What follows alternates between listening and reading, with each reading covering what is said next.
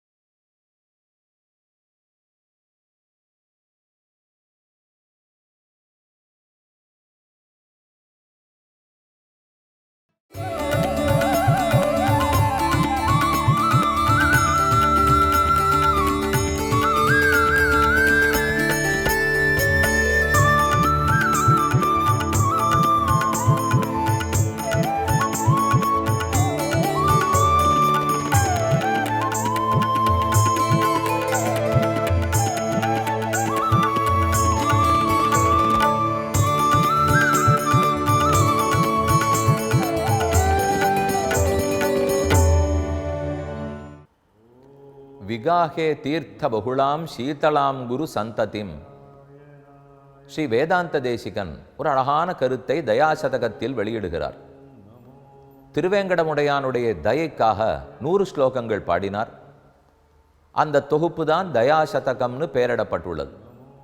அதில் முதல்ல கூறுகிறார், பகவான் ஒரு பெரிய வெள்ளம், ஆற்று வெள்ளம். சட்டென்று வெள்ளத்தில் கால் வைக்க முடியாது, படித்துறை மூலமாகத்தான் இறங்க வேண்டும். அதே போல இங்கும் பெருமானை பற்றுவதற்கு பாகவதர்கள் மூலம்தான் இறங்க வேண்டும். ஒரு வெள்ளத்தில் இறங்க படித்துறை தேவை. பெருமான்கிற வெள்ளத்தில் இறங்கி ஆழ்ந்து அனுபவிக்க பாகவதர்கள், பக்தர்கள் அப்படிங்கிற படித்துறை மூலமாகத்தான் போகணும்.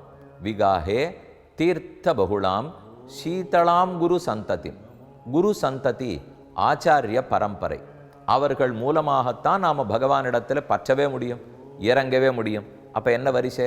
முதல்ல ஆச்சாரியர்களை பற்றி அவர்கள் மகாலட்சுமி பிராட்டியிடத்தில் கொண்டு போய் நிறுத்த, அவள் கொண்டு போய் பெருமானிடத்தில் நிறுத்த, இந்த வரிசையில் பற்ற வேண்டும். நேற்றே கூறினேன், நம்மாழ்வார் ஒரு பாசுரத்தில் சொல்லியிருக்கார், அதன்படிக்குத்தான் ஆண்டாள் பின்பற்றினாள். எது அது? இந்த விஷயம்தான் அது. இப்போ நாம் நேர பகவானை பற்ற முடியாது. வேதம் வல்லார்களை கொண்டு விண்ணோர் பெருமான் திருப்பாதம் பணிந்து, முதல்ல வேதம் வல்லார்களை பற்ற வேண்டும், அப்புறம் விண்ணோர்களை பற்ற வேண்டும், அப்புறம் பெருமான் பகவானை பற்ற வேண்டும். அதே மாதிரி ஆழ்வார் பண்ணும்போதும் 6ஆம் பத்து திருவாய்மொழியில் தொடங்குகிறார். வைகல் பூங்கழிவாய் வந்து மேயும் குறுகினங்காள் செய்கொள் சென்னலுயர் திருவண்வண்டூர் உரையும் என்று தொடங்கி முதல்ல பறவைகள் காலில் விடுறார். ஏன்னா ஆழ்வார்களை பொறுத்த வரைக்கும் பறவைகள் பட்சிகள் தான் தூது போகிறது. ஒரு நாயக்கியை பற்றி நாயக்கனிடத்தில் தூது போகிறது பறவைகள் தானே. அதே மாதிரி ஒரு ஜீவாத்மாவை பற்றி பரமாத்மாவிடத்தில் தூது போகிறது குரு, நம்ம ஆச்சாரியன் தானே. அதனால தான் சேர்ப்பாரை பட்சிகளாக்கின்னு சொல்லுவார்கள். நம்மை பெருமானோடைய சேர்த்து வைப்பவர்கள் பறவைகள்னு ஆழ்வார் சொல்கிறது. அது பொதுவாக பாட்டு இலக்கியங்கிறதுக்காக பார்த்தா பறவை தூதுன்னு இருக்கும். ஆனால் அதில் இருக்கிற உள்ளூர இருக்கக்கூடிய ஆழ்ந்திருக்கிற ஆன்மீக பொருளை பார்த்தால் ஆச்சாரியர்கள் குருக்கள்னு இருக்கும். அதனால் முதல்ல அவர்களை பற்ற வேண்டும். ஆழ்வாரும் முதல்ல 6ஆம் பத்து தொடக்கத்தில் பறவைகளைத்தான் பற்றினார், தூது விட்டார். 6ஆம் பத்து கடைசி வந்தது அகலகில்லேன் இறையுமென்னு அலர்மேல் மங்கை. அடுத்தது மகாலட்சுமி தேவியை பற்றுகிறார். அலர்மேல் மங்கை உரை மார்பா. அப்புறம் ஸ்ரீனிவாச பெருமாளை பற்றினார். அப்போ ஆச்சாரியர்களை பற்றி, மகாலட்சுமியை பற்றி, பெருமானை பற்ற வேண்டும். இதனை முறை. அதே போல ஆண்டாளும் இப்போ 10 பாசுரங்களால் 6ஆம் பாட்டிலிருந்து 15வது பாசுரம் வரை 10 பெண்களை வேதம் வல்லார்கள்னு கூறி எழுப்புகிறாள். அதான் முதல் நிலை, பாகவதர்களை பற்றினது. அதுக்கப்புறம் 16ஆம் பாட்டிலிருந்து நாயகநாயனன் நந்தகோபனுடைய கோயில் காப்பானே பாட்டில் கோயில் காப்பான், வாசல் காப்பான் அப்படின்னா துவாரபாலகர்கள். இப்போ நம்ம வைகுந்த நாட்டுக்கு போகிறோம், ஜெய விஜயர்கள்னு 2 பேர் வாசல்ல துவாரபாலகர்கள் இருப்பா.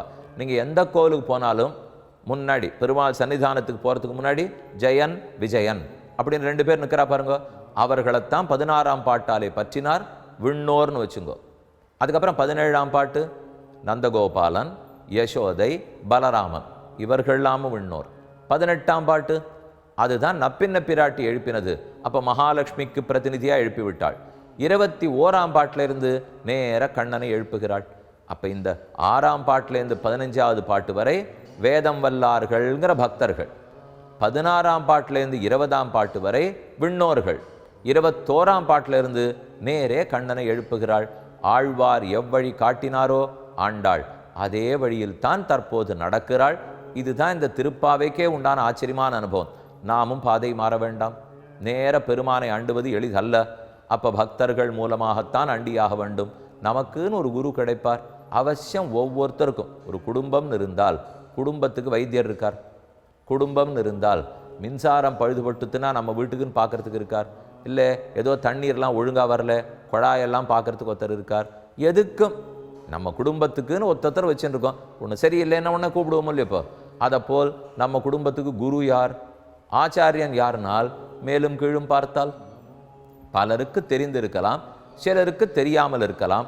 அது தெரியாமலே படுத்தினால் அப்போ ஆத்ம பரமாத்ம விஷயத்தில் எந்த ஐயம் வந்தாலும் கேட்பதற்கே ஆள் இல்லாத படும். இப்போ நமக்கு ஒரு பிறப்பு இருக்குது, இறப்பு இருக்குது, என்ன அதுக்கு நான் பண்ணணும், யாரை கேட்பீர்கள்?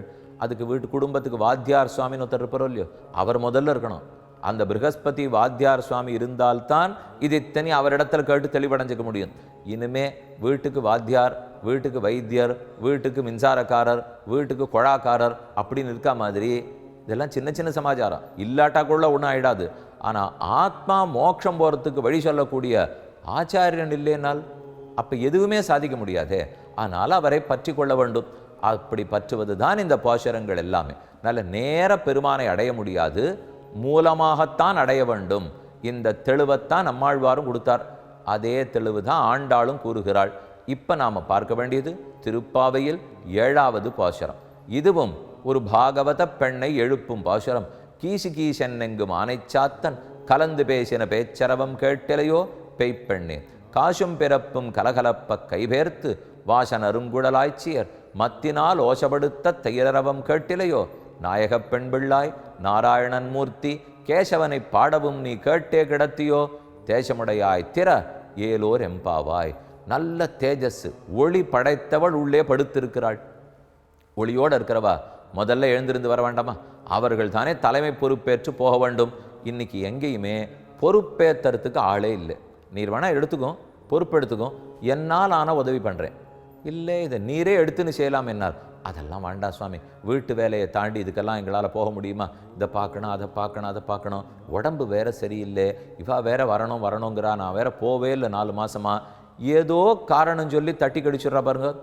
யாருமே இப்போ கோவில் பொறுப்பு, பாடசாலை பொறுப்பு, ஒரு சபா பொறுப்பு, அது சங்கீத சபாவாக இருக்கட்டும், ஆன்மீக சபாவாக இருக்கட்டும், பொறுப்பெடுத்துறதுக்கு ஆள் கிடைக்க மாட்டேங்கிறா. நீங்கள் பொறுப்பெடுத்துங்கோ, நாங்கள் பின்னாடி இருந்து என்ன தோள் கொடுக்கணுமோ கொடுக்குறோம். என்ன பயனால் பொறுப்புன்னு எடுத்துனுட்டா எப்பவும் போய் நிற்கணும் இல்லையா? ஏதான ஒன்றுனா நம்ம தானே பதில் சொல்லி ஆகணும். 4 பேர் கேட்பா, 4 பேர் திட்டுவா, எல்லாத்துக்கும் பதில் சொல்லணும் இல்லையா? வேண்டாமேன்னு தோன்றதே. அப்படி இருக்கக்கூடாது. ஆன்மீக நன்னா வளரணும், சனாதன தர்மத்தின் பெருமை புரியணும்னால் பொறுப்பெடுத்துக்கிறதுக்கு தயங்கக்கூடாது. இளைஞர்கள் தயங்கவே கூடாது. அப்படியே பொறுப்பு யார் தெரியுமா எடுத்துக்கிறப்போ? 65 வயசு ஓய்வு பெற்றாச்சு, கண்டிப்பாக எடுத்துக்கிறா. முடியணும் இல்லையா? அவர்களால் முடியணுமே. இதே ஒரு 40 வயசுக்காரர் ஒரு பொறுப்பு எடுத்துட்டு நான் நடத்தி தரேன் அப்படின்னு வந்தால் எவ்வளவு நன்னா இருக்கும். அதனால் யாரும் கொஞ்சம் ஒளியோடு இருக்கிறவா, சாமர்த்தியம் இருக்கிறவர்கள் பொறுப்பு எடுத்துக்கணும். இந்த பெண் எடுத்துக்க வேண்டாமா? உள்ள படுத்து தூங்கி கொண்டு இருக்கிறாள். அவளைத்தான் ஆண்டாள் எழுப்பும் பாசுரம். கீசு கீசு என்று எங்கும் ஆனைச்சாத்தன். கீச்சு கீச்சுன்னு பறவை சத்தம் போடுறதே, ஆகாசத்தில் பறக்கணும். கார்த்தால கூட்டில் பேசுறது, இப்போ அது ரெண்டும் பேசிக்கிற சத்தம் தான் கீசு கீசு. பரத்வாஜ பறவை வலியங்குருவின்னு பேர், அதான் ஆனைச்சாத்தன்னு தமிழ் சொல். கீசு கீசு என்று எங்கும் ஆனைச்சாத்தன். இந்த ஊர் தோட்டத்தில் மட்டுமில்லை, எந்த ஊர் தோட்டத்திலையும் பறவைகள் சத்தம் போடுறது. அப்படின்னா விடிந்து விட்டதுன்னு அடையாளம்.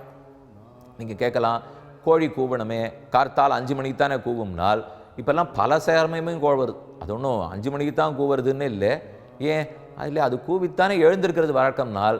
இன்னைக்கு தொழிற்சாலைகள் 6 மணிக்கு ஆரம்பிக்கிறது ஒன்றும், 2 மணிக்கு ஆரம்பிக்கிறது ஒன்றும், ராத்திரி 10 மணிக்கு ஆரம்பிக்கிறது ஒன்றும். அப்போ கோழி என்ன பண்ணணும்? அது கார்த்தால் 5 மணிக்கு ஒருத்தரம் கூவணும், அவளை அனுப்பிச்சி விட்டணும். மத்தியானம் 1 மணிக்கு கூவணும், அவர்கள் அனுப்பிச்சி விடணும். ராத்திரி 9 மணிக்கு கூப்பணும், அப்போ அவளை அனுப்பணும்னால் அது குழம்பி படுத்துப்போம். எப்போ யாரை கூவி அனுப்புறதுன்னே தெரியல. ஆனால் அந்த காலத்தில் அதெல்லாம் தெளிவாக இருந்திருக்கு. அதனால தான் பறவைகள் சத்தமிட்டால் விடிய போகிறது. இது ஆண்டாளுடைய நிர்ணயம். கீசு கீசு என்னெங்கும் ஆனைச்சாத்தன் கலந்து பேசின பேச்சரவம் கேட்டலையோ. அதுகள் ஒன்றுக்கு ஒன்று பேசிக்கிறதே, அந்த சத்தம் ஒன்று கேட்கலையா பண்ணேன்? பேச்சரவம் கேட்டலையோ, சரி வேண்டாம் போ. இந்த ஊர் முழுக்க எல்லாரும் தயிர் கடைய ஆரம்பிச்சிட்டாளே, அப்படியே வச்சு அந்த மத்தை வச்சு கடையிற சத்தம் சிலீர் சிலீர் சத்தம் கேட்குறையா? காசும் பிறப்பும் கலகலப்ப கைபேர்த்து வாசன் அருங்குழலாய்ச்சியர் மத்தினால் ஓசப்படுத்த தயிரவம் கேட்டிலையோ. தயிர் அரவம்ங்கிறதான் தயிரை கடைந்து மோராக்கி, மோரை கடைஞ்சி வெண்ணையாக்குறது. அதை தினமுமே பண்ணுவாளாம் கோகுலத்தில். ஒரே பானையாக இருக்கும், மலமலையாக கூச்சி வச்சிருப்பாளாம். காசும் பிறப்பும் கலகலப்ப. இவா கையில் போட்டுருக்கிற வளையல்கள், கழுத்தில் போட்டுருக்கிற சங்கிலிகள், இதெல்லாம் ஒன்றுக்கு ஒன்று சத்தம் போடுறது. நாம் மற்ற வச்சு கடைய போனால் அமர்ந்து கையை இப்படி இப்படி கடைஞ்சா சத்தம் போடும் இல்லையா? அதான் காசும் பிறப்பும் கலகலப்ப கை பேர்த்து. ரொம்ப கெட்டியான தயிர், லேசில் அதை ஒன்றும் கடைஞ்சி எடுத்துட முடியாது. இப்போவும் வடநாட்டுக்கு போய் தயிர் கொடுங்கோன்னால் பாத்திரமே எடுக்க மாட்டா. உடனே அவள் ஒரு இலையும் கத்தியும் எடுப்பா. இது என்னது ஆச்சரியமாக இருக்கே, பாத்திரம் இலையால் வெட்டி எடுத்து இப்படி வச்சு கொடுப்பா. தயிரை கத்தியால் வெட்டி இலையில வைக்கணும்னா அது அவ்வளவு கெட்டியாக இருக்குது. இப்போ நமக்கு இப்படி கொஞ்சம் பழக்கம். சில சமயம் தண்ணீர் அதிகமாக கொட்டினுட்டோம் வீட்டிலன்னு வச்சுங்க, முகம் பார்க்கலாம். அது என்ன தயிரா இல்லை கண்ணாடி ஆட்டம் இருக்குது, தண்ணீர் அதிகமாக படுத்து முகம் பார்த்துக்கிறோம்னா அப்படி இல்லையா. கலகலப்ப கைவேர்த்து வாச நறுங்கூழல் ஆய்ச்சியர் அவள் அப்படி தயிர் கடைஞ்சிட்டு இருக்கிறச்சே தலை குடுமியெல்லாம் அவிழ்ந்து படுத்தான். அதுலேருந்து கமகமகமான வாசனை வருதான். வாச நறுங்குழல் ஆய்ச்சியர் மத்தினால் ஓசப்படுத்த அந்த மத்து சத்தம் கேட்கலையா, தயிரனுடைய சத்தம் கேட்கலையா. உத்காயத்தீனாம் அரவிந்தலோச்சனம் விரஜாங்கனானாம் திவமஸ்பிருஷத்வனிகி தத்தனச்ச நிர்மந்தன சப்த மிஸ்ரிதா நிரசத்தே எனதிஷாம் அமங்கலம். அந்த ஊர்லேருந்து எழும்புகிற ஒலி, தயிர் கடைகிற ஒலி ஆகாசத்தளவுக்கும் போய் தேவர்களுடைய காதை தட்டி, இங்க என்ன பண்றீர்கள், கண்ணன் கீழே பிறந்திருக்கான், கீழே வந்து சேவிங்கோ, பாக்கியத்தை இழந்துட வேண்டாம், நாங்கள்லாம் சேவிக்கிறோம் அப்படின்னு சொல்றதாம். மத்தினால் ஓசப்படுத்த தயிரரவம் கேட்டிரையோ, நாராயணன் மூர்த்தி கேசவனை பாடவும் நீ கேட்டே கிடத்தியோ. நாராயணனை பாட வேண்டாமா? எவ்வளவு வாத்சல்யம். நம்ம குற்றங்களே பார்க்க மாட்டார். மூர்த்தி நம் கண்ணால பார்க்கும்படிக்கு வடிவத்தோட வந்திருக்கார். கேசவன் அப்ப மூர்த்தின்னு சௌசல்யத்தை சொன்னாள். கேசவன் கேசிங்கிற அசுரனையே கொன்றவன், நம் விரோதிகளையும் அழித்து நம்மை அருகே சேர்த்து கொள்வார். நாராயணன் மூர்த்தி கேசவனை பாடவும் நீ கேட்டே கிடத்தியோ. நாராயணன்னு பாட வேண்டாமா, கேசவன் பாட வேண்டாமா, மூர்த்தின்னு பாட வேண்டாமா? அதெல்லாத்தையும் கேட்டுட்டா நீ படுத்து தூங்கிட்டு இருக்கேப்போ, கேட்டே கிடத்தியோ. தேசமுடையாய் என்ன ஒளி படைத்தவள் திற, ஒண்ணுமே இல்லாதவா படுத்துன்னு தூங்கியிருந்தா சரி, நன்னா சாதிக்கக்கூடியவா தூங்கிட்டு இருந்தா. நம்ம குழந்தையே நன்னா படிக்கக்கூடிய பொண்ணு தான் சுவாமி, ஆனால் என்னமோ தூங்கிட்டு இருக்காள்னால் எழுந்துறேன் போருமே, தூங்கி தூங்கி என்ன பண்ண போற, இப்போ உன்னால் முடியும் எழுந்துரு அப்படின்னா தான் எழுந்து வருவா. அப்போ நம்ம எல்லாத்தையும் குற்றமே சொல்லியிருந்தா எழுந்து வரேன்னு நினைக்கிறவனு இழுத்து போத்துன்னு தூங்கிப்படுவோம். ஒருத்த தூங்க நினைக்கிறவாளை கூட பேச வேண்டிய முறைப்படி பேசி உற்சாகப்படுத்தினோம்னா எல்லாரும் வருவா, எல்லாரும் செய்ய மாட்டாளா. தேசமுடையாய் திற என்று ஆண்டாள் கூப்பிட 7ஆம் பாட்டில் சொல்லப்பட்ட இந்த பெண் பேய்ப்பெண். பாகவதர்களை பற்றி நன்னா தெரியும், ஆனால் தெரிஞ்சிருந்தாலும் மறந்தாப்புல படுத்துன்னு இருக்கா. இவளோட ஒன்றும் சேர வேண்டாம் எண்ணம் போல் இருக்கு. அப்படி நினைக்காதே, வான்னு கூப்பிட்டது 7வது பாசுரம். அவளும் இந்த கோட்டியில் சேர எல்லாருமாக அடுத்த திருமாளிகை அடைந்தார்கள். பார்ப்போம். ஆண்டாள் திருவடிகளே சரணம்.